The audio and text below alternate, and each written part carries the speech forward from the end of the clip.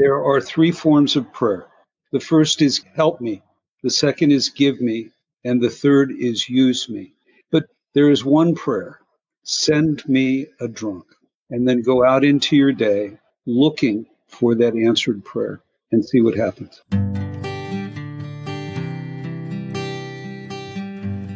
Well, hello, friends of Bill W. and other friends. You have landed on Sober Speak. My name is John M. I am an alcoholic, and we are glad you are all here, especially newcomers. Newcomers, that is, both to recovery as a whole and newcomers to this podcast. Sober Speak is a podcast about recovery centered around the 12 steps of Alcoholics Anonymous. My job here on Sober Speak is simple. My job is to provide a platform to the amazing stories of recovery all around us. Consider Sober Speak, if you will, your meeting between meetings. Please remember, we do not speak for AA or any 12-step community. We represent only ourselves. We are here to share our experience, strength, and hope with those who wish to come along for the ride. Take what you want and leave the rest at the curb for the trash man to pick up. Hello, ladies and gents, boys and girls, and welcome to this here episode number 175 of Sober Speak, where you will be hearing from Matthew M., Bill C., and J.S. on this here episode and what we call Kitchen Table AA. And there are some of you out there, I'm sure, saying, wait a sec, John M., did you say Matthew M., Bill C., and J.S. all on one episode? Well, yes, you heard right. Sit back and prepare to have your mind blown. But first things first, this episode is coming to you and brought to you by George and Rachel and Clay and Marcos and Trudy and Gerhard. Do you know what George and Rachel and Clay and Marcos and Trudy and Gerhard did? Well, they went to our website, www.soberspeak.com. They clicked on the little PayPal tab at the top right of the screen, and they made a contribution. Thank you so much, George and Rachel and Clay and Marcos and Trudy and Gerhard. This episode is coming right out to ya. John M., just another bozo on the bus, will be the chairperson for this meeting between meetings, and I am truly honored and privileged to serve all of you listening in. So take a seat, if you will, around this virtual table, and let's get started. Consider this podcast a non-social distancing podcast. You can get your earbuds or your speakers right up to your ears and listen on in. We are not going to make you socially distance from us. We want you right up very close.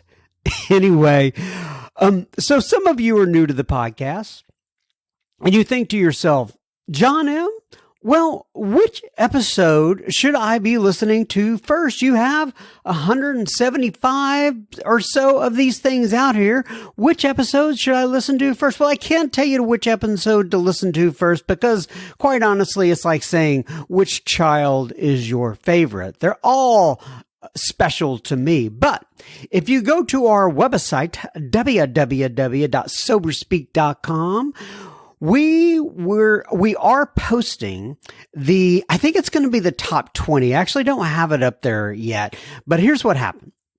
We sent out a poll via email to you, the listeners, and we let you vote on your favorite episodes. And it's either going to be the top 10 or top 20 that we have posted by the time you hear this. But just go to the website and you're going to see a tab on there.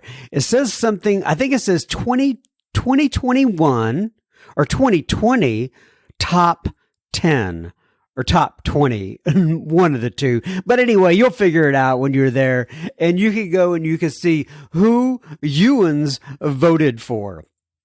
I got an email this week from George, and George says, "Hi, John. Thanks for all you do and your good work. I am so blessed to hear your speakers. It is outstanding. Maybe I am fussy, but your show is 3 levels better than the others I have tried." Well, that's very kind of you, George. I appreciate that. But here's why I'm reading it on the front end. He says, "My question is this: how do I access the Sunday yoga class? I do not see it on your website, but likely because of my search skills. I'm not a Facebook person. So is there a way via email to get the link? That would be great." Well, as you know, George, I sent you out the flyer that goes along with that recovery yoga podcast, but we did not have this thing posted on our website. So this week on the website, we're going to put some new stuff on there. One of the tabs is going to be recovery resources, I think is what we're going to call it. And underneath that recovery resources page, you will see the access information to this recovery yoga class. And just in case you haven't heard me talk about this in the past, it's from 4 to 5 p.m. Central. It's on Zoom, and the login and the passcode and all that stuff will be there. And it is the first half of it is a meeting, a recovery meeting. You don't have to be an alcoholic to come in there. You just have to be either in recovery or interested in recovery. It's no big deal. You can come in there. The first half is kind of an open meeting, and it is recovery based. And then the second half of it is a yoga and meditation thing, and it's led, usually at least, by Megan P., who has actually been on this podcast before, and I've been there at least 5 or 6 times. I absolutely love it. I think it's fantastic. Many of you messaged me this week regarding the winter storms in Texas and the power outages we had here, and I appreciate you guys checking up on me and the family. All is well, but it was a bit rough there for several days. You know, you can survive inside your house in the low 50s in your casa. That's Fahrenheit, by the way, in your casa. But it is, it's just not a lot of fun. The funniest part, if you could call it funny, was when the power would pop on and everyone in the house would start scrambling. In other words, some of us, like me, would run to the garage because I could actually open the garage because it's electric, and we could escape in our cars. Other times we would run to the microwave or the toaster so we could heat up something to eat. Everyone in the family would run to plug in their phones and their devices in hopes that the 30 minutes that we were blessed by the power company or whatever we got rationed would provide enough juice. It truly was, in my mind, like a little surprise party every time the power popped on. We never knew when it was coming. We didn't know how long it would last. We'd be like, oh, great, there's power. Most of the restaurants in the area were closed. I actually took my son to McDonald's one day because he wanted to go by there. And we noticed there were a few cars in line. So we thought, oh, well, maybe they're open. So we got in line, and there was this guy walking outside in these sub-zero temperatures. I don't know how he was out there and what he was. He really was not dressed warm. And he said, we're closed because the power's down. And we said, what are those cars doing?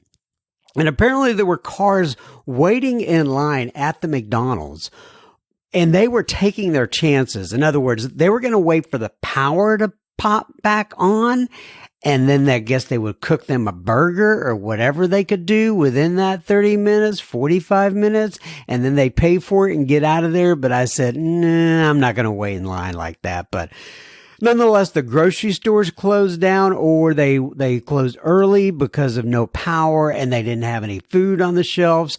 We actually had pipes freeze in our 2 of the bathrooms, and I wasn't sure what was going to happen when the pipe started to thaw, if they were going to burst or what was going to happen. So I had to run out to the hardware store and get one of those things. When I was a kid, we used to call them church keys, but they're tools that you use to turn off the water to the house.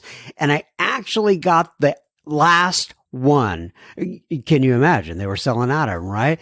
And then I had to go outside in the 5-degree weather and practice turning the water off and on because I didn't want to be winging it in the middle of the night if water started flooding the house. And by the way, we ended up blasting a space heater in the bathrooms, and it actually ended up thawing out the pipes, thank goodness. So we didn't have any, at least we don't know of any long-term problems yet. And when I was out driving around one day, I noticed that the liquor store had a sign on it, and the liquor store had been closed because they had no power. And I thought, oh no, there are going to be some unhappy campers in the area with the decision to close those liquor stores. But I can tell you that in a positive light, our family grew closer, and this will be a big part of our family history. Remember when we went through that week that we went through? And I remember one night in particular, I was sitting down in the den. The candle lights were on and the gas fireplace was on. The kids were playing Monopoly by flashlight. My wife was reading a book. I was sitting there in my many layers of sweats, just kind of soaking it all in. And I was very proud of the family and how we all kind of adapted to the circumstances. And I guess the main reason I share all of this, because, hey, listen, it was not fun for a while, but this is all relative, right? There are people who have had tornadoes wipe them out, earthquakes wipe them out, tsunamis wipe them out. And this really is nothing compared to a lot of that. This was like uncomfortability for several days. And I realize there's a lot of people who've been through a lot worse than I have. But the main reason to share all that is to say this is if I had been drinking, this would have been an entirely different experience. And hold on a sec. I'm getting a book here, turning to page 133. And, okay. It says on page 133 of the big book in the family afterwards, it says, avoid then the deliberate manufacture of misery. But if trouble comes, cheerfully capitalize upon it, that trouble, as an opportunity to demonstrate his omnipotence. Now, folks, I'm not going to say every time I get a flat tire or something bad happens to me that I cheerfully capitalize upon it to prove his omnipotence. But I did try to stay closer to my higher power this week. I spent time in prayer. I spent time drawing near to him. And I would never have had that type of an experience with this type of a situation if I was out there drinking. All right, on to the Misters. This is called Kitchen Table AA. This is with Bill C, J S, and Matthew M, all in one. And this was really kind of a good experience for me too, because I was able to test out my audio editing skills because I've never had 4 people on one podcast, including myself. And it gets a little tricky with all the separate audio, but we had a good time. And Kitchen Table AA, well, they're going to explain it on the front, Bill, Jay, and Matthew, what it is. But we're going to discuss several things on this podcast. We discuss all of the various, quote, anonymous meetings out there in the world and how they have popped up after Alcoholics Anonymous. We talk about the first 100 men and women in AA and some of the, controversy surrounding that. We talk about Veronica and what Veronica meant to the beginning of the third tradition. We discuss stats for success in AA. You know how there's always, you always hear in AA, only one of so many people stay sober and only there are a lot of different stats and where people pull these from. Anyway, we have a discussion about that. And we talk about the primary purpose of Alcoholics Anonymous. So everybody, please enjoy Bill and Jay and Matthew here on Kitchen Table AA. And we will have plenty of listener feedback at the end of this episode. Enjoy. Okay, everybody. So today we are sitting here with not one and not two, but three alcoholics. And those alcoholics are Bill C., J.S., and Matthew M. And this would be my first four-way. I don't know, alcoholic, sober speak kind of way. But anyway, I'm glad to have all of you guys here. And what we have planned to do today is something entitled Kitchen Table AA. And we have talked about this on the podcast before. But first of all, before we go into that, why don't we have all of you guys just real briefly go ahead and give your name, last initial, your sobriety date, and what area of the country that you are hailing to us from. Bill, we'll start with you. Bill C., March the 27th, 1985, Torrance, California. Matthew? Matthew M., May 16th, 1993, Santa Paula, California. Jay? JS, May 2nd, 1979, Sedona, Arizona. Glad you're all here. So once again, we're going to be covering a little something that was kind of created by these guys. Is called Kitchen Table AA. So, and we've talked about it, like I said, on other episodes before. But I do want to kind of give people for those of you who haven't heard the episodes before, can one of you guys kind of explain the trip to Iceland and how that came about, and where Kitchen Table AA has come from and how it has evolved over the years? I'm Bill, alcoholic, and what happened is a guy named Arnor called me out of the blue and said he'd heard some talks and stuff, and he wanted to invite me to come to Iceland, and he wanted me to pick two other people and come there to bring to them the kind of sobriety we have in the South Bay of Los Angeles. And these Icelanders are a really interesting crowd. They're the guys that developed and started XA speakers, and they have an interesting way of approaching AA. So what I thought was, well, who better but my sponsor and this guy that I sponsor? And all three of us were speaker guys. Jay's quite the AA historian. And some people think I'm a historian because I'm attached to Jay, and I let them believe that. And so the three of us took our wives and we went to Iceland. We had an incredible experience. It was really fun. And we gave a weekend thing and we called it Kitchen Table AA. And, that's my email address now. I think that's around the time we established that. But it's about sitting across the kitchen table, reading the book with each other and what that's like. And it's kind of a workshop originally on sponsorship and what that looks like and how you go about doing it. Who came up with the name? Do you remember? Probably Jay.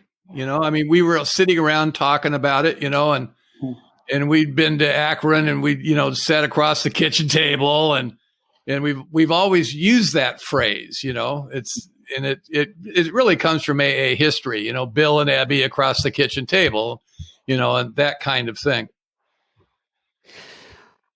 So I can say, by the way, folks, you can't see their heads, but when I asked it, who came up with the Kitchen Table AA, they kind of all like a little bit scratched their head, and it sounds like it probably was Jay, and it definitely was not Matthew. I can tell you that. All right, opening arm of this group.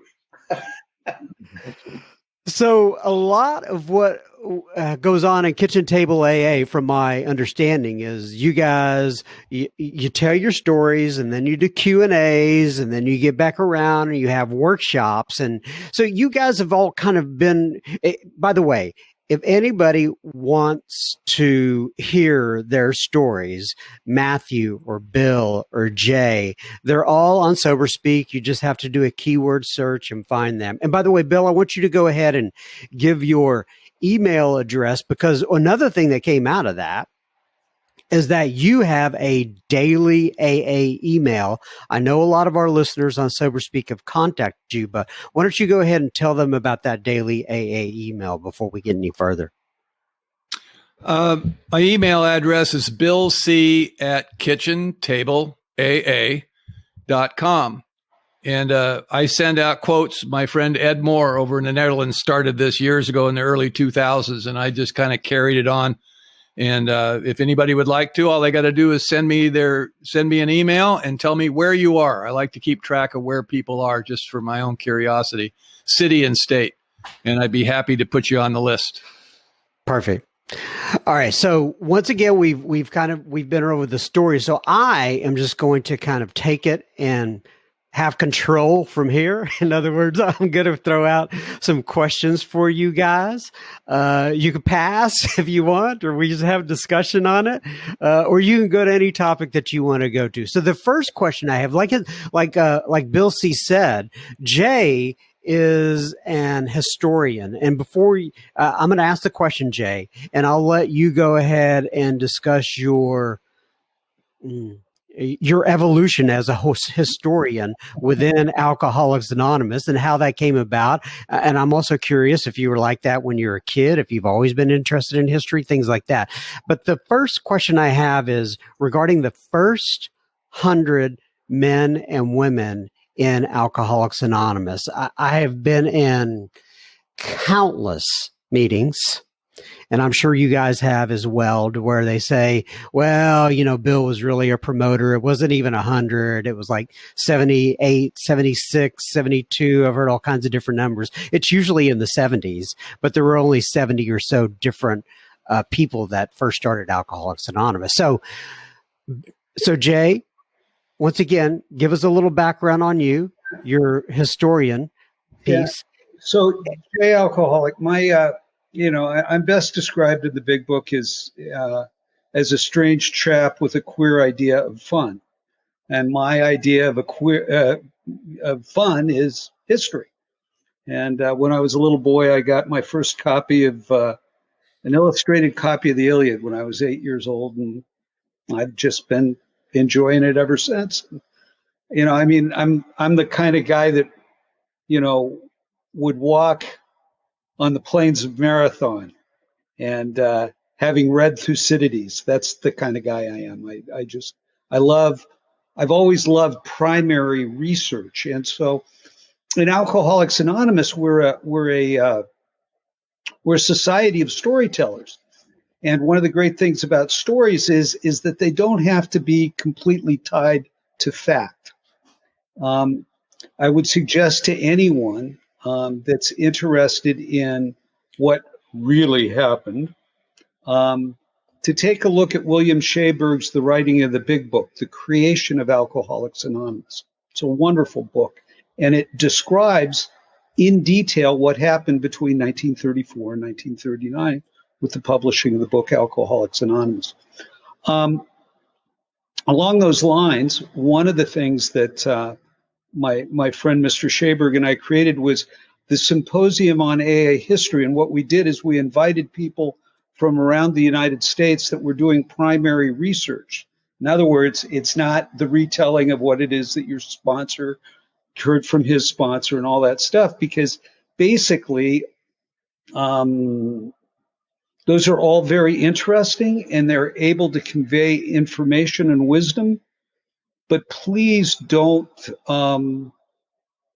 confuse it with the facts.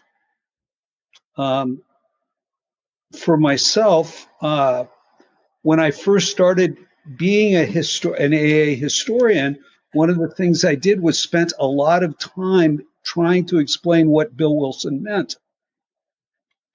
Run from anyone who ever does that. Run. Because when I actually evolved in my research and was able to get into Stepping Stones and our General Service Office archives and actually read hundreds of Wilson's letters, he never, ever talked about, he never said to anybody, oh, well, from the problem that you've described, please turn to page 27, paragraph 3, line 2. Never once does he say that. In fact, he even said in one letter that the steps of Alcoholics Anonymous are to be taken in whatever order and in whatever time frame that is right for a person and their God. Now, I'd kick them out of our home group, right? Saying something like that is just pure heresy, right? And we're looking for hierarchy. We're looking to create structure so that it makes us feel safe. And the miracle is far more wondrous than that. So back to your question about the first 100. I think one of the things that we did at the symposium, I'll kind of go back from that a little bit, and I think give you a piece of information nobody else has, really. So turn up the volume. There you go. So how about from the first edition of the book Alcoholics Anonymous, where it talks about, gives the percentage in the forward to the second edition. From the first edition, the authors and their stories, 14 out of the 29 stories in the big book, those people stayed sober ongoing. 8 of the 29 had a slip or two. And 7 of the 29 were considered failures. So the verdict is that 22 out of the 29 had recovered, or a 75% rate. And that's absolutely documented. We know for a fact that this is what happened. Now, this sample is only 20 people, but what about the first 40? And from the first 40, we get very much the same. Numbers.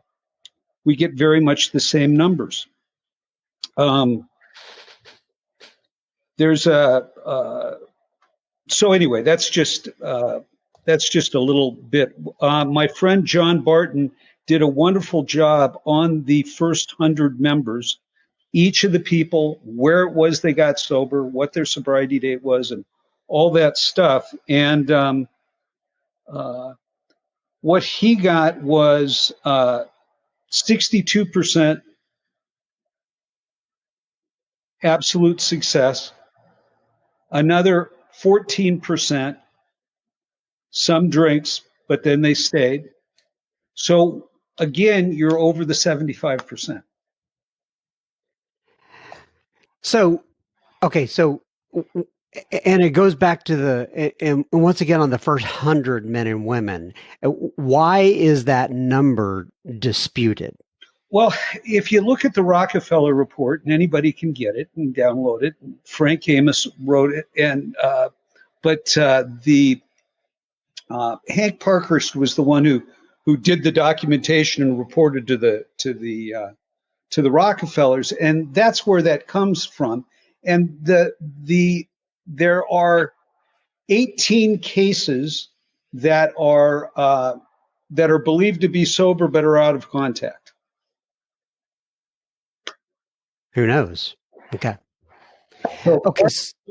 Parkhurst was solid with that, and that's what was in the report, and they didn't bounce it. So were there 100 men and women on the front end? Sure. And isn't that John? This is the thing. It doesn't matter a whit. It doesn't. The whole thing about the 100 and Bill being a salesman and all that stuff. Okay, you can say that about the movement in 1938, 1939, but by 1941, once the Saturday Evening Post article comes out, the thing explodes. we've never had a track of numbers in the entire history of the fellowship that had any basis in what would be called factual. So for us to go back and try and impose that on people, it's an interesting exercise, but it's got nothing to do with anything that's important as far as carrying this life-giving message. Understood.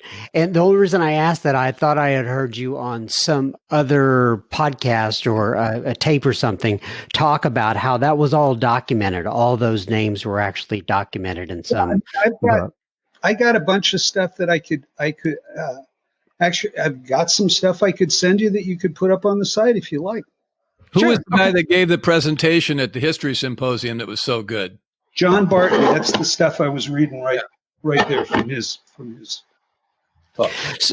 So I want, and this goes for any of you now, right? Bill, Matthew, Jay. So, but I do think it's interesting that, you talk about the success rate. You talked about either 68% or 75% or 62%. And then nowadays the success rate is not quite what it was. And I don't really even know if AA keeps up with this stuff or not, but people talk about it. So I think it's an interesting subject matter. Do you know anything about the success rates, whatever, in quotes, success rate now versus back in the day, and what may distinguish those numbers, and if it even matters? Matthew, alcoholic, I think that when you have 100 people, give or take a few, it's easy to check out what your success rate is. When you have hundreds of thousands of people, and this is what I think about that. I work in medicine, right? And the most expensive medicine that anybody ever buys is the one that they don't use. And when people come to AA meetings and later on somebody hands them a questionnaire, and I've been to many all over the world, never taken a survey about my success rate. Mm-hmm. And they say, I tried AA and it didn't work. We all know, what does that mean? You went to 5 meetings, you hit on a girl, you drank, and you never went back? Or you worked the steps, you worked with others, you carried the message, you got in the car, you practiced the 11th step. My experience is the people that do that, it has a very, very high success rate. But people that say, I tried AA, like one of the things I say to people who, fire me and want to not be in AA anymore, if it's true, I always say, well, please don't tell anyone you tried AA because you didn't. You went to some AA meetings, right? Like I went to a Zen monastery in Mount Shasta when I was stoned in college. I can't say I was a Buddhist monk. I went there for an hour and a half and they realized I was a bad risk and said I should come back later. So that's how I feel about that. Okay, I understand. Bill, you have any thoughts on that? Yeah. One thing, when we got into this, Jay and I put together a little presentation called Has AA Lost Its Edge? And it was to counteract or go after some people that were saying that we only had a 5% success rate because of some chart that supposedly came out of AA. We looked into it and it's absolute bullshit. And that's a technical term. Absolute not edit that out. Bullshit, right? There's no other better way to put it. There's no foundation for that 5%. There's no way. So one of the things you did, and some guys put together an analysis of how the census is come up with every 5 years. AA does a census, right? Sends out the questionnaire. So when you read that, and it's pretty arcane, if you've got some background and statistics and stuff, you can really flesh it out. But the end result is they have no idea how many meetings there are, right? Much less how many people there are in AA, much less how many of those people have been consistently sober from the time they came. No, I mean, literally no idea. Now they say that there's 2.5 million or whatever the number is. It's got to be low. I mean, they're only looking at meetings that are registered in New York. Most meetings are not even registered, so they don't even get counted, right? Much less get a cross section of a rough idea of how many people are in a home group, which there's virtually no home groups in the west side of the U.S. They're all just transient meetings. So they have no idea how many people there are. The other thing that I think is important, back in the day, back in the 75% success rate day, back to basics when they were doing it correctly, like not reading the book and just hanging out with each other and going to hospitals. And, back in the day, let's get back to basics, right? So we don't have to do that goddamn inventory shit. And so I'm getting excited. But back in that time, there was one 12-step program. It was Alcoholics Anonymous. Now there's 300, right? So if you were really going to compile how successful this 12-step movement has been, I think you would have to include Cocaine Anonymous. You would have to include Narcotics Anonymous. You would have to include them. Because the way we handle singleness of purpose, which seems so important to everybody, because we're being diluted by all the crackheads, is that we help you found your own 12-step program, right? That's how we deal with that. So if there's 2.5 million people in AA, which is really a rough estimate, how many people are in NA? How many people are in CA? How many people, how successful has it been? It's got to be 10 million, 12 maybe. If you really looked at the numbers, and each one of those organizations has no way of knowing how many people are really in their organization. Man, there's no attendance records, so the percentage thing about how successful we are is just worthless. Yeah. And again, the other thing that's important in this is who's asking. They evidence-based recovery. That's what we're looking for. And, the evidence is I haven't been to jail in 41 years. What other evidence do you want? Right. I couldn't stay out of jail. And I'm not a criminal. I'm just a drunk. It's pathetic. Let me take a little break here. We will be continuing our conversation with Jay and Matthew and Bill in just a moment. But just a reminder, you're listening to Sober Speak. You can find us on the World Wide Web at soberspeak.com. You can also find the donate button on our website. You can use if and only if the Spirit moves you to do such. Please keep in mind, this is a podcast funded by you, the listener. Sober Speak is a self-supporting organization through our own contributions. We are not allied with any sect, denomination, politics, organization, or institution. We do not wish to engage in any controversy, neither endorse nor oppose any causes. All right, now back to the crew here. All right, so I want to talk a little bit more about that piece with all the various anonymous programs out there.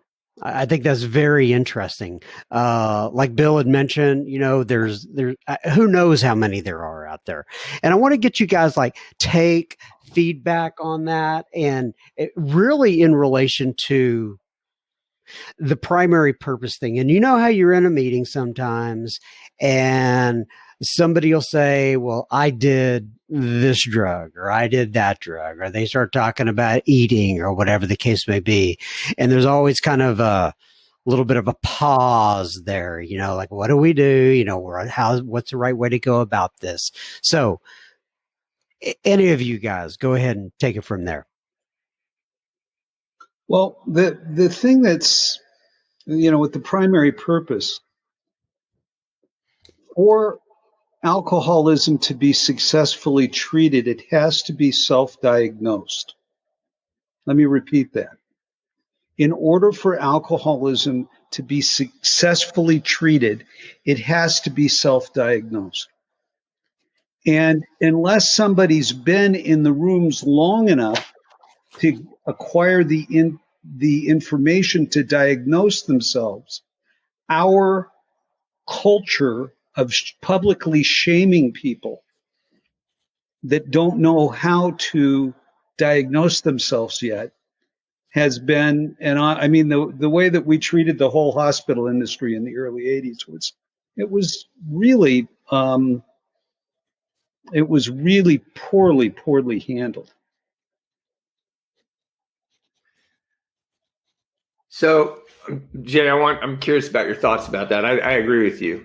And I've been to meetings where people say, the guy's first day, and they say, "Are you an alcoholic?" And he says, "I don't know." And they say, "Well, this is a closed meeting." And, it says in the book, the only requirement for membership is a desire to stop drinking. And I think we're in a time now, we have very, very many young people at our home group. The three men here all met in a home group in Hermosa Beach.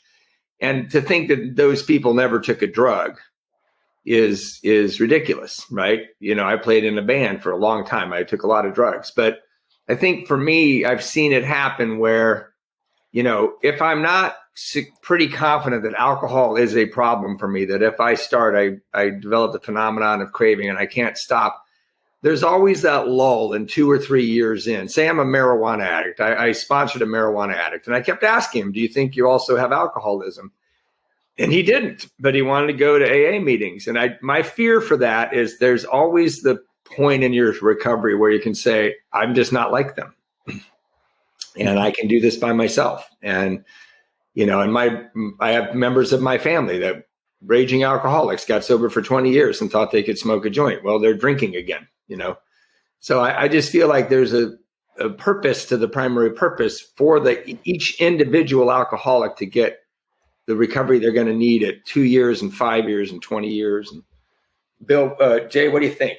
Well, absolutely, Matthew. The thing that is so brilliant about the anarcho-syndicalism of the 12-step movement, in other words, you want to go start something, here, go do it, is that each of the problems has a language and a set of behaviors that are incomprehensible to people that don't do them.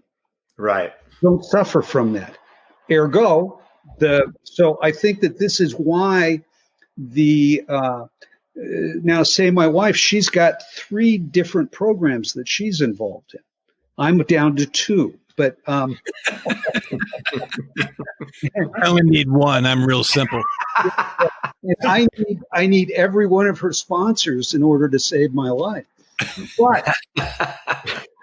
But the thing is that each of those fellowships has a language which doesn't cross-pollinate.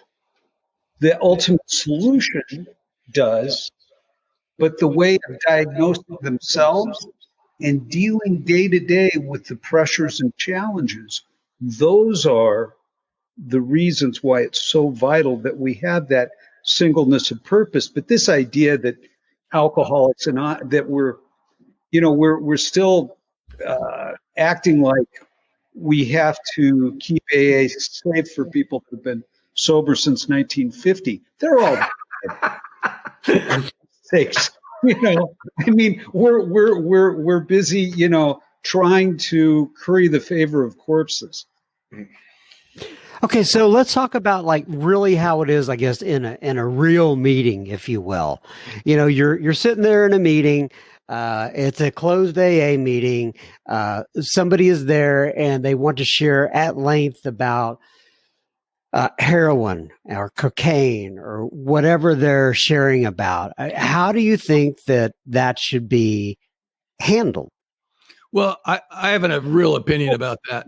Bill, I'm sorry, but Bill has an experience that is much more important than the question. Would you please, could you in 5 minutes, Bill, tell these guys about the New Year's Eve meeting where the family came in? Oh, yeah. This is the answer. Yeah. Well, one of the things about it is that situation should virtually never be handled in the meeting. Right, where you start shouting at some guy and tell him to shut up and chase him off and stand your ground and all that's ridiculous. There's no problem in Alcoholics Anonymous that can't be resolved through intelligent, informed sponsorship. We've seen guys in our home group chased out, and Jay would go out and explain to them what happened. This was years ago before we finally got rational and stop yelling at people in the meeting. It's just nobody deserves it. Usually what's happening is some guy doesn't know where he is. He doesn't know the rules. He's not trying to cause trouble. He's just trying to get sober. So, and our job is when anyone reaches out for the hand of AA to be there. Now, one night in New Year's Eve, there was hardly anybody in the room. we were in there, and there was a handful of us. I think Steve Lamb was there with me. And it was New Year's Eve, and, there was maybe 20 people in the room. It's normally 80 to 100 guys. And unbelievably, because it was God's will, this guy and his wife walk in to a men's meeting, right off the bat. There's a woman in the meeting. My God, what are we going to do? Right. And she comes walking in, older, they were clearly foreign. They, from somewhere Middle Eastern or something of that nature. And they come in, they sit down, they've got a young man with them. And so we're all sitting there, Lamb and I are going, just shut up. Maybe they'll leave. It's like, you don't know. You get real uncomfortable, but most of the assholes weren't there that night. So it was really helpful. So at one point, the man, the father, stands up and says, and he makes an announcement. He addresses the meeting. He has brought his son here, who's drunk, into the room. He needs help. You guys need to help my son. He didn't know where he was. He's got his son who's in trouble, and he's bringing his family with him to come and help his son, please. Now, what are we supposed to do? Yell him out of the room? Really? Because he broke some law that he has no understanding of, And so we listened, and we just kind of calmed everybody down. Somebody said, so we just let him give his talk. It was very touching. So after the meeting, we go up, and then later on in the meeting, another guy walks in and sits down behind them, a guy that had never been to that meeting before. After the meeting, we converge on this family, right? And introduce ourselves and talk to him. And the son is hammered, and he's kind of grinning. He's feeling pretty good. This is interesting, And the guy that walked in knew that kid, had went to high school with him or something, and had no idea it was, and this guy just out of the darkness, he walks into this room. And so we look at the guy and go, you got this? He goes, I got this. I got the kid. I'll take care of it. Perfect.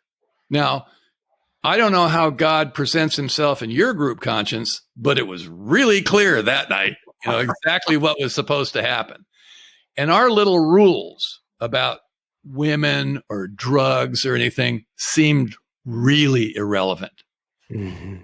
So, Bill, I want to ask you specifically, because I know you have some background with drugs, and I do as well, a lot of them. But when it comes to sharing in a meeting, do you generally speaking share about that use? No. The meetings, if I'm in a meeting, like if I'm in my home group, it's about recovery from alcoholism. So what I usually will share about is some steps or some personal experience or something based upon what the topic of the meeting is. My sponsor, who's in this group with us tonight, told me, he says, AA is for recovery from alcoholism, not about how your day went, and nobody's interested in my drug use, and, every once in a while, somebody in the room will slip up and say something about drugs, and then he'll look kind of sheepish, and we just smile and nod, it's like no one really cares about that, in our home group. One thing, though, is that I don't know about Matthew so much, but I know that both Bill and I, when we tell our stories, not in a regular meeting, but when we're telling our stories, we always do about 2 to 3 minutes just to let people know that this is who we are. Mm-hmm. Like one of the things you can say, there's certain spiritual truths. Alcohol plus money equals cocaine. Well, and a couple things about both these guys. I saw in that transitional period with most of each men's stag, Jay was sitting there. I don't know, it was 20 years ago. And a guy said, I'm an addict. And we asked, are you an alcoholic? And he said, no, I'm an addict. And Jay said, let me take you to a Narcotics Anonymous meeting. And he took him to a Narcotics Anonymous meeting.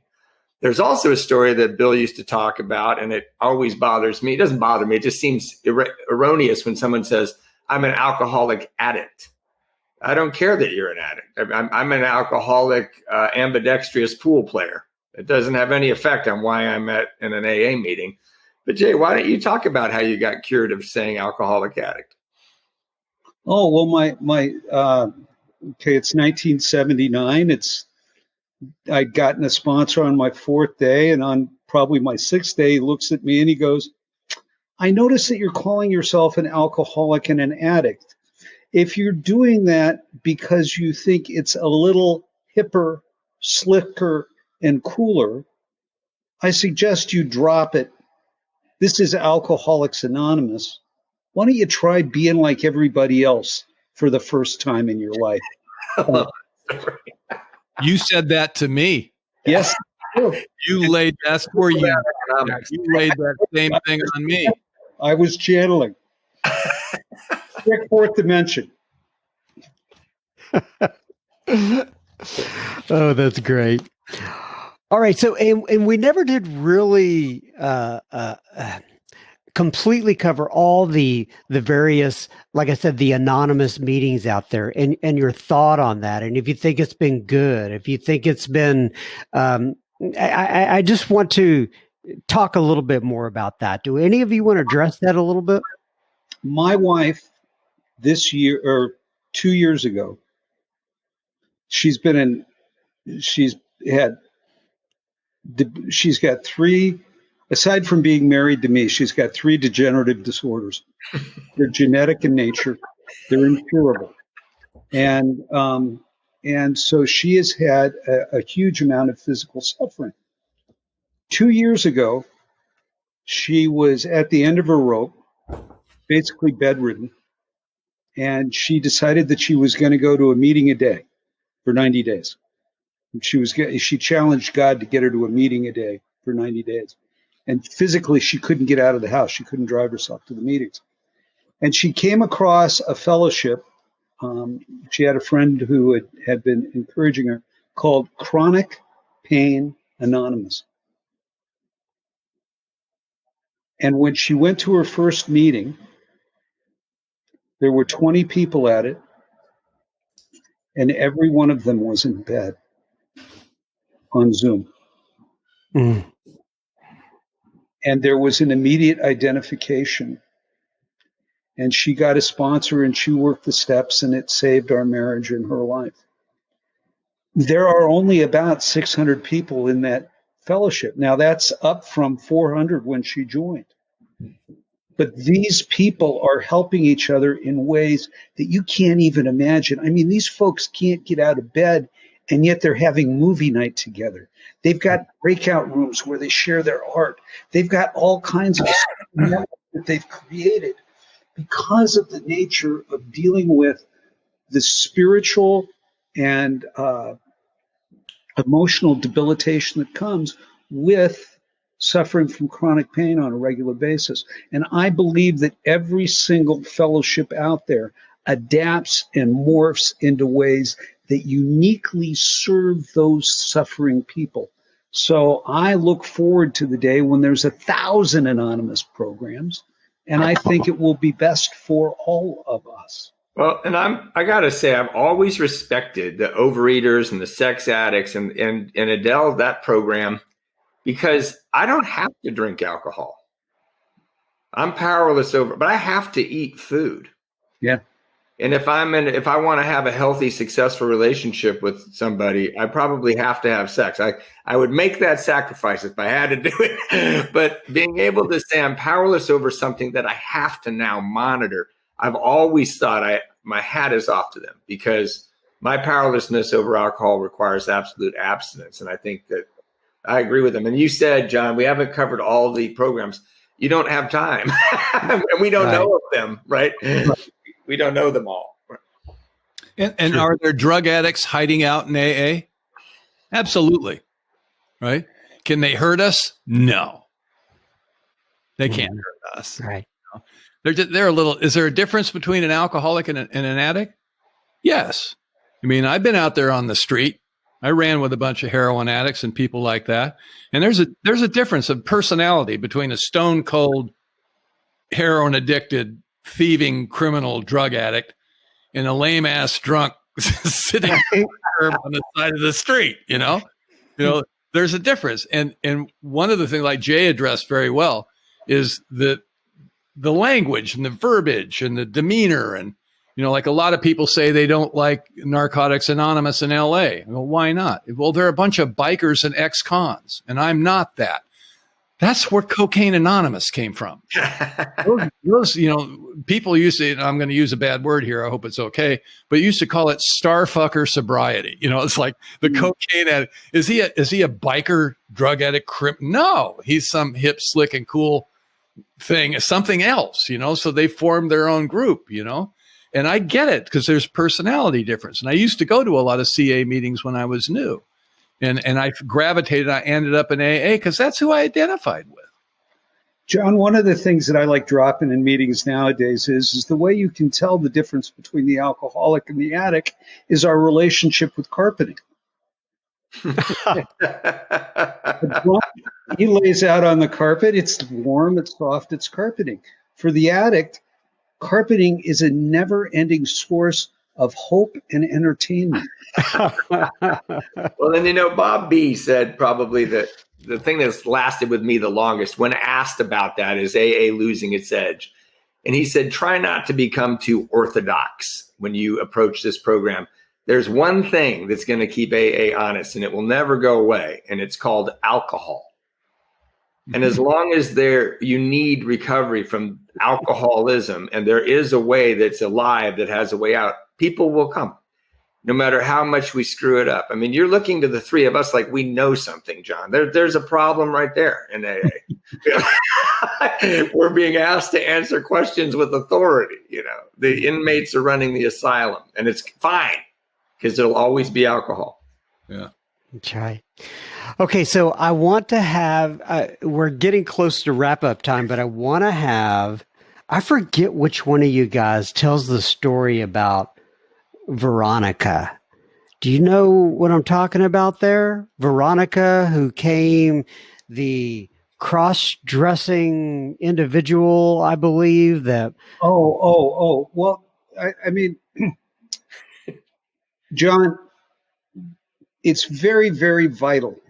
I think one of the one of the fundamental pieces of information is available on tape, and I hope that you will put it up. I think we talked about this before. Barry Lynch, the guy who wrote Living Sober, who is very, very close to Lois and to Bill,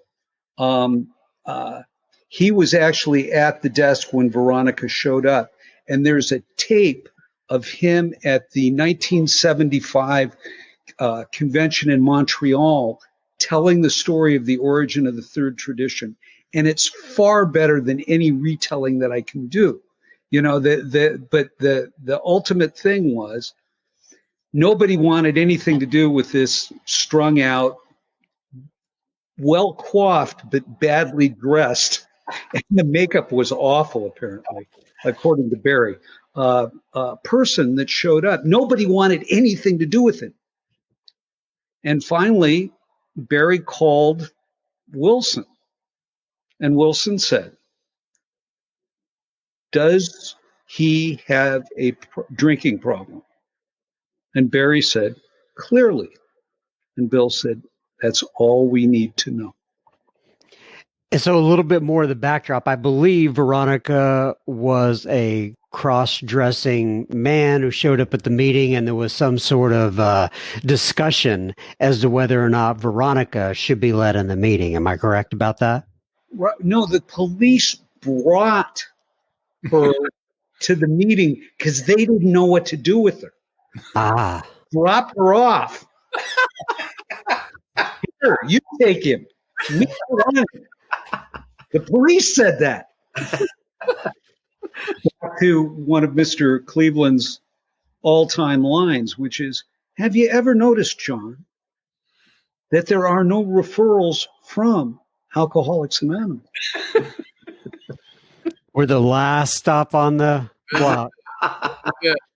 Once you get to us, we're not sending it anywhere else. I love that. Yeah, but anyway, so we'll make sure that you get that link so that people can listen to it because it's so important to hear it from the person that was there. Yeah, so you get me that link and I will put it in the show notes, Mr. J. So, all right, guys. Well, this has been fun. We are definitely going to have to get back together at some point in the future. I'm assuming I know there's the sponsorship workshop we can do. I know I've got several more questions that I did not get to, which I know you guys are authorities on, like Matthew was telling me. You are the truth, the final source that we need to go to. You know, and as you know, none of us are, quote, authorities, but you do have a ton of experience, right? And you've been around a lot of meetings, and I want you to be able to share your wealth of knowledge that other people may not have. Hopefully, they don't have to go down the same rabbit holes and, you know, make the same mistakes, and much like they created the traditions. And anyway, it was just fabulous having you guys. Anything else before we drop off here? Well, I'd like to say to anybody that is listening to this that there are three forms of prayer. The first is help me. The second is give me, and the third is use me. And if you've had the privilege of being with the three of us, and the four of us with John here, but please, there is one prayer: send me a drunk. And then go out into your day looking for that answered prayer and see what happens. Beautiful. Thank you so much, Jay. I appreciate that. All right, we'll see you guys next time, whenever that is. Keep coming back. It works if you work it. Oh, I do need to read this before we get off. Page 164 from the book. It says, abandon yourself to God as you understand God. Admit your faults to him and to your fellows. Clear away the wreckage of your past. Give freely of what you find and join us. We shall be with you in the fellowship of the Spirit, and you will surely meet some of us, like myself and Bill and Matthew and Jay, as you trudge the road of happy destiny. May God bless you and keep you until then. Thanks again, guys. Appreciate it. Jay and Matthew and Bill, once again, thank you for taking time out of your busy schedules to come in here and spend time with me so we could share this with the listeners. Most appreciated. And we will be having Bill and Jay and Matthew back on again here in the near future.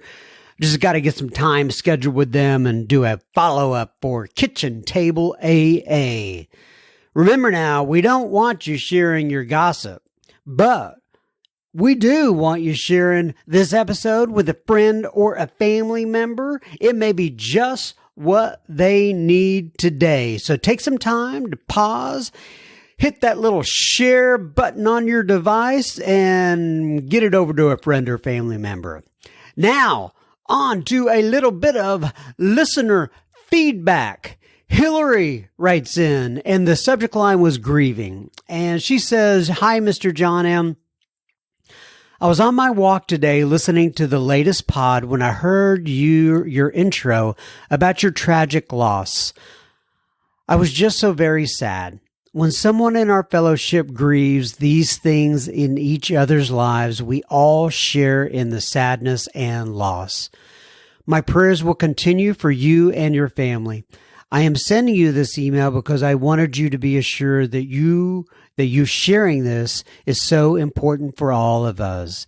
I have a loved one who is very unhealthy, a hurtful relationship, and has been in one for over 5 years now.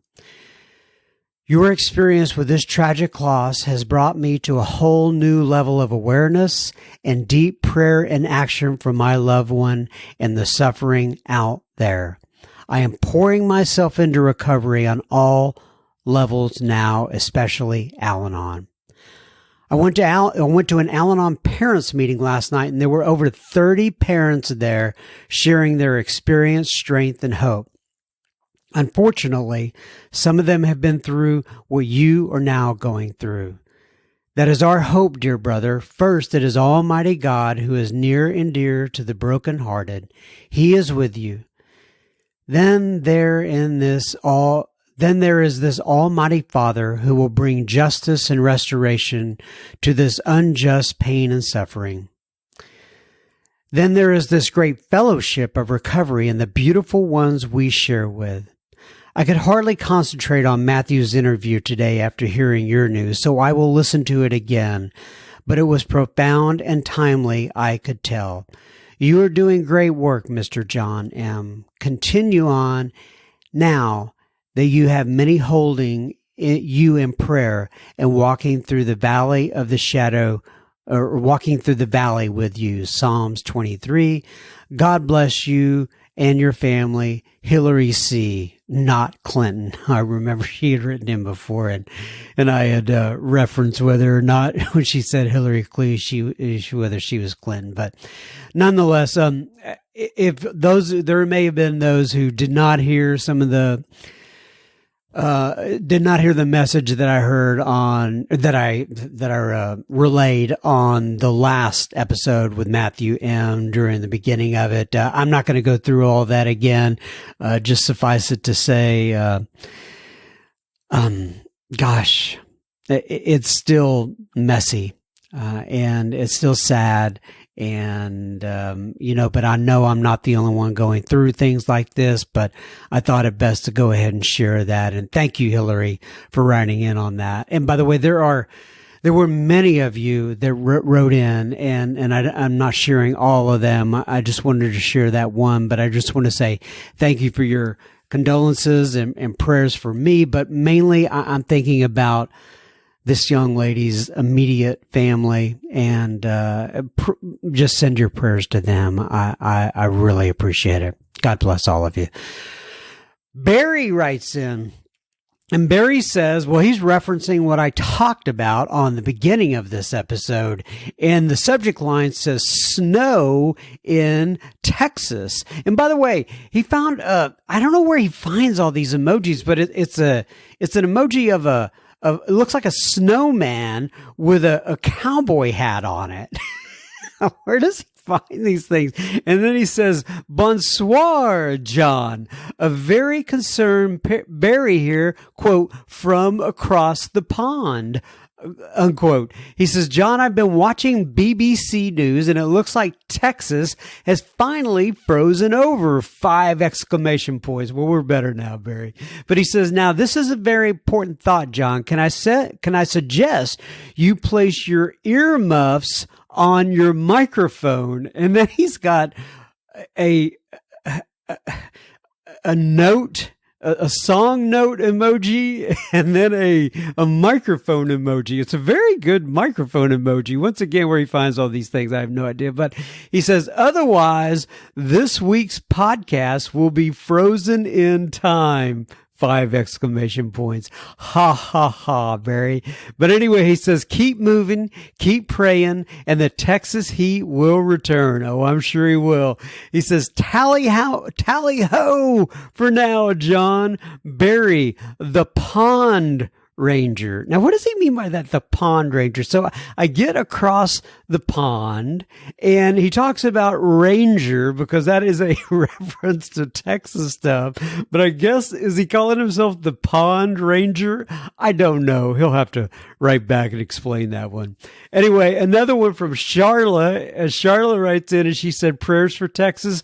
John, I wanted to reach out to the Dallas community and all others struggling through the winter storm impact and tell you I am thinking of you and praying for all of you. Hopefully the water and the power are restored, and soon for all of those that are suffering. With love, Charla from Ohio. With love back at you, Miss Charla.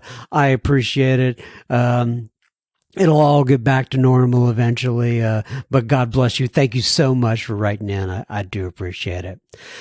Sonia writes in. Now, is it Sonia or is it Sonia?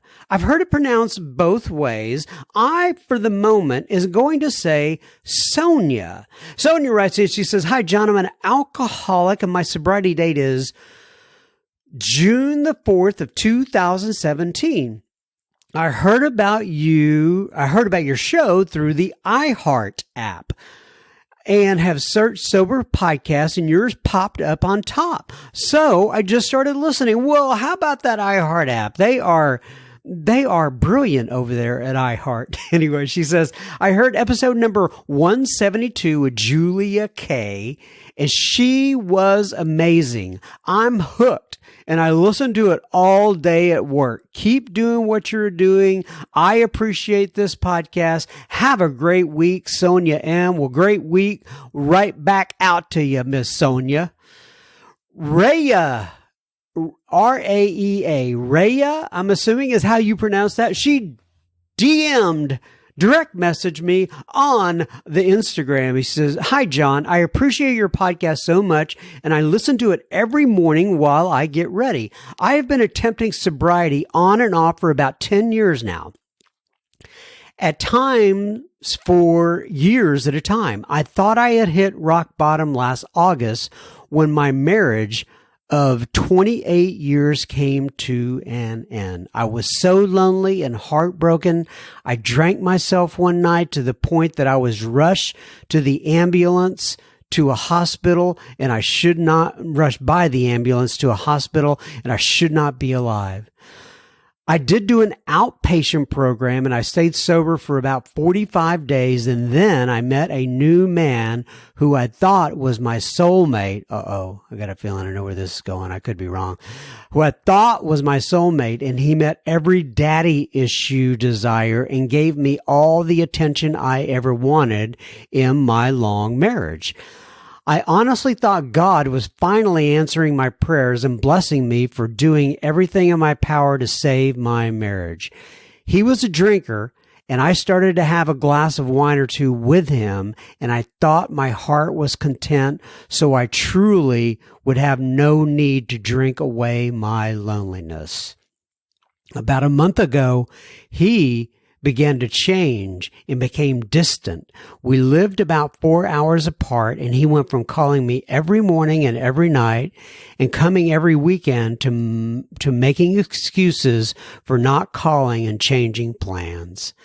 I found out from a private message from his ex of 3 years that they were working on their relationship and have been back together, living together and sleeping together. I was absolutely so shocked. I had a few days of drinking myself into oblivion and then got up on Sunday morning and made the decision that I am powerless over alcohol and I will never be able to control it again.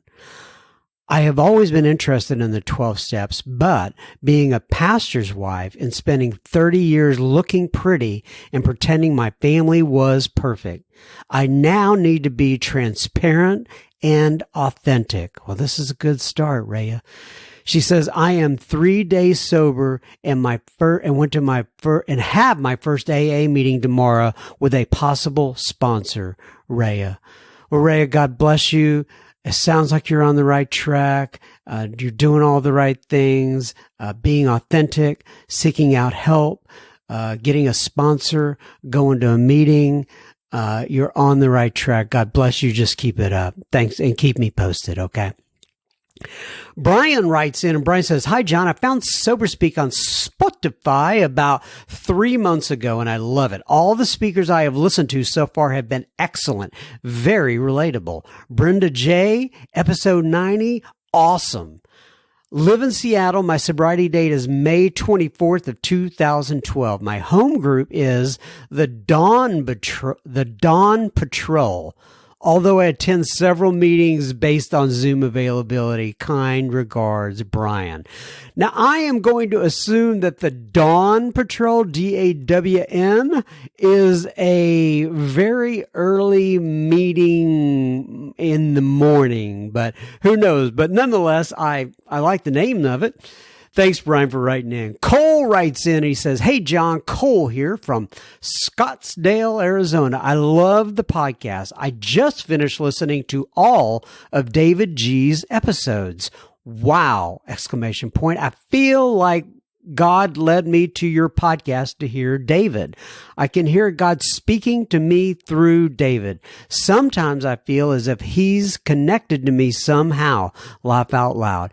I can relate to so much of his personality. I have a little over 5 years of sobriety. However, never fully gave myself to God and completing the 12 steps. I recently started working my steps again, and I'm going to meetings after a 2-year break, me playing God.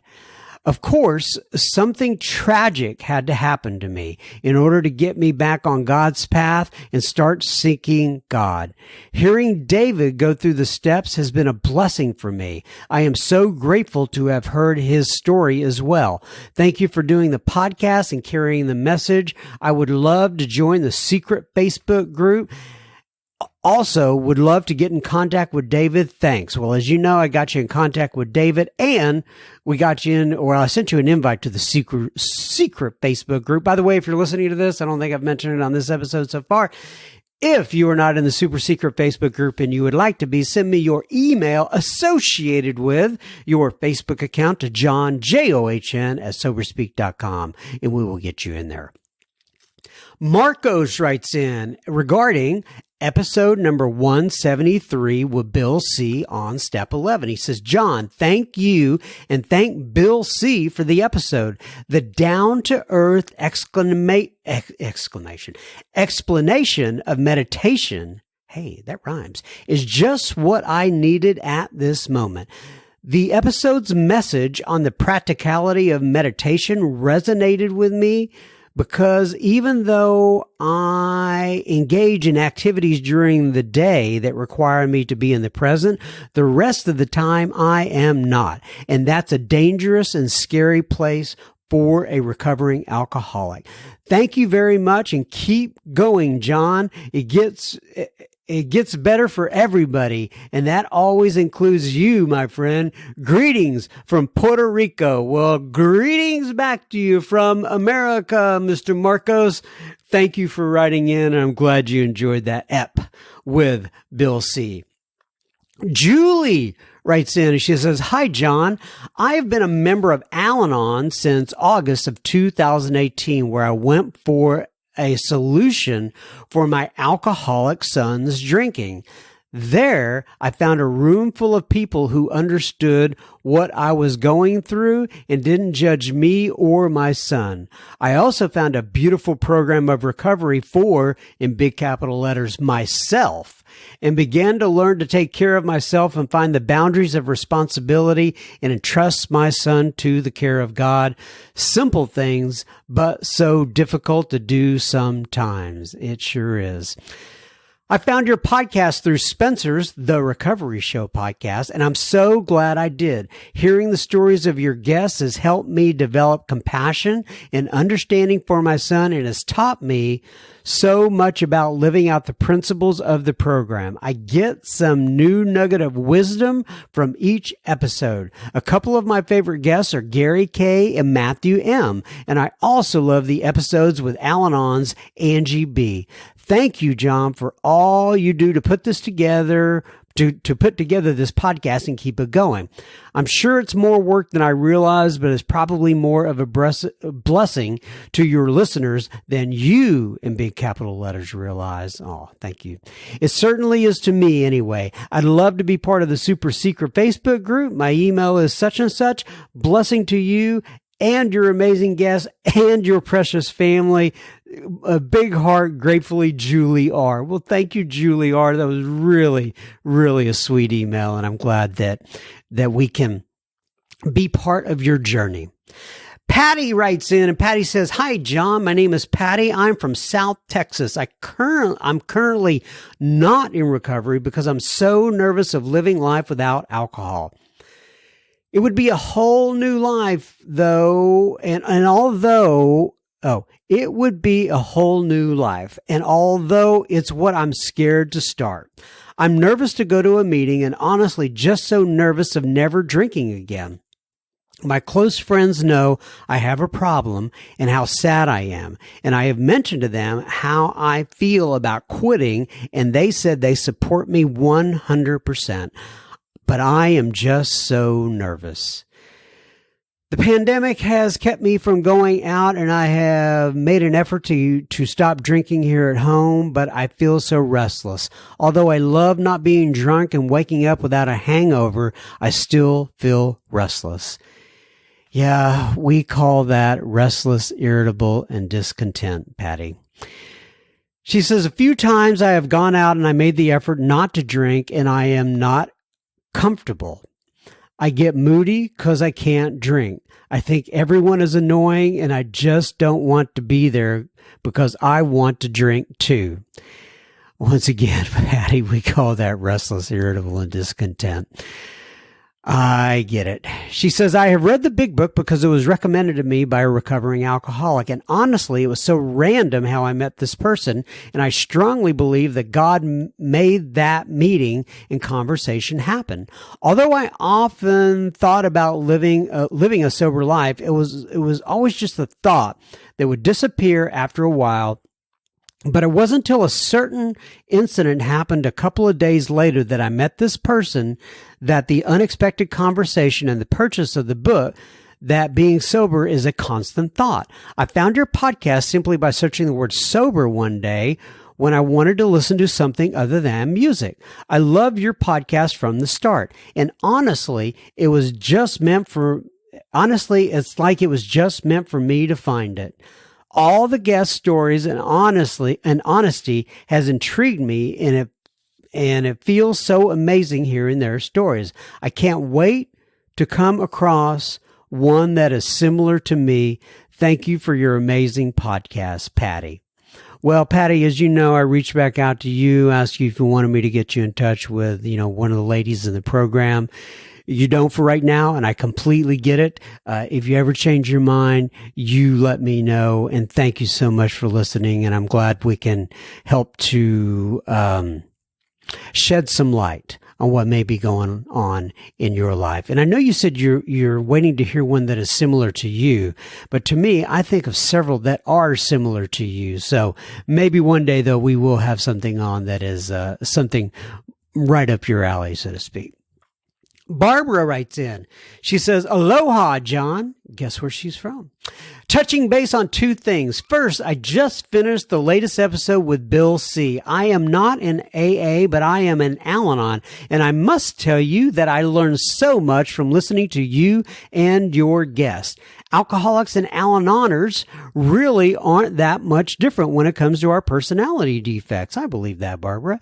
She says, I laughed out loud when Bill C. talked about how some say that alcoholics are super intelligent, and then he quickly added something like, not sure the Al-Anon folks would agree. I don't think they would agree either. Good point. Nope, not because we think we are the ones who are it's because we think we are the ones who are super intelligence. So much so that some of us have been in charge of the universe. Laugh out loud. That's funny. I really enjoy the show and your gentle questioning at just the right times, along with your sense of humor, which makes the show very special. It's definitely on my recovery hit parade. A recovery hit parade. I like that. I should add that into some of our lingo or language. You're on the website. Add sober speak to your recovery hit parade. Anyway, she says, second, I'd like to join the super secret Facebook group if that's possible. As a member of Al-Anon, it sounds like there are some good resources presented there. Well, yes, it's possible. Of course it is, Barbara. You can be in the super secret Facebook group. You do not have to be a member of Alcoholics Anonymous. You can be a member of Al-Anon or any 12-step group, or quite honestly, just kind of sober curious if you want to come in and see what we chat about all day. That's it. She says, thanks again for your service and sharing your guests' experience, strength, and hope. Blessings, Barbara. Well, thank you, Barbara, and glad you made it in the super secret Facebook group. And finally, Jason B. writes in, and Jason says, hi, John, I'm a new listener to the podcast, and I am hooked. I had 4 years sobriety, but slipped, and I am trying to get back on track. I'd really like to join your group and get support and feedback. And he's talking about the super secret Facebook group. Thanks, Jason B. All right, everybody. That's one more week. We have put out another episode. I take this 1 week at a time. I'll hopefully be back next week. Until then, keep coming back. It works if you work it. God bless you. Talk to you guys soon. And if you have any questions for me, reach out to John, John, at soberspeak.com. Bye-bye.